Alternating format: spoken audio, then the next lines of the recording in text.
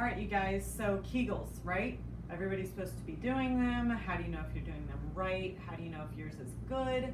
How do you know if you're relaxing all the way in between? So many questions, very few answers, but we're supposed to be doing them. Anyway, please make sure you get checked by a pelvic floor therapist so that you know if your Kegel is actually effective or if your pelvic floor is tight, and maybe you need to actually watch our reverse Kegel video. A lot of women get really misguided and confused about this, and it's not necessary.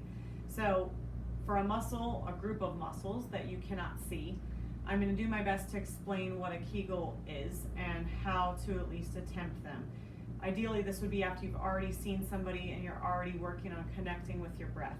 So we often start clients with our filling and emptying breath, and we'll link that video in the comments to this. So filling and emptying breath is just imagining that your belly's a balloon. We inhale, we exhale.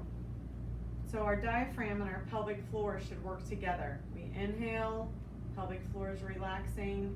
We exhale, things are lifting. That should just be happening normally as we breathe in and out throughout the day. A lot of times we clench, a lot of times we don't breathe deeply. So here's a great chance to practice your nice belly breathing. If you've ever heard of belly breathing, diaphragmatic breathing, same thing. I just call it filling and emptying breath so you're not thinking about all the moving parts. Filling, relaxed, emptying, exhale. So for a Kegel, we're going to add that to our exhale. It's almost like the pelvic floor muscles are going to help the air go out as we exhale. So again, normal filling breath, everything relaxes. And then as we exhale, we're just going to add a squeeze and a lift. Now keep in mind, I want you to think about that back passage, rectally, front passage, vaginally. Those are going to do a squeeze and then a lift towards your head. So again, I'm seated right now. It's often easiest to start laying down, but because you can't see anyway, I felt it was better to explain. So definitely lay down, relax, just get a sense of your breathing, get a sense of how that feels.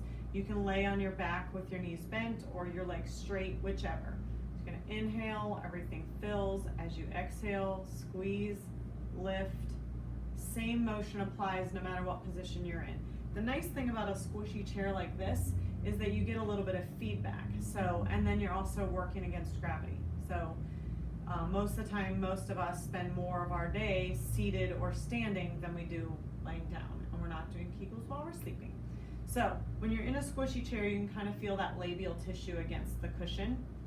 So as you inhale and relax, maybe a slight increased pressure into the chair. Then as you exhale, Kegel, lift, you can feel it kind of lift off of the chair a little bit.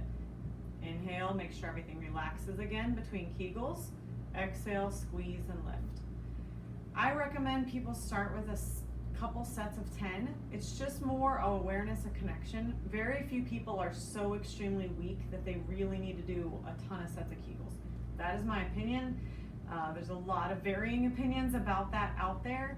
So again, another great reason to get checked by a pelvic floor therapist so you know for sure what your body needs. Thanks, you guys.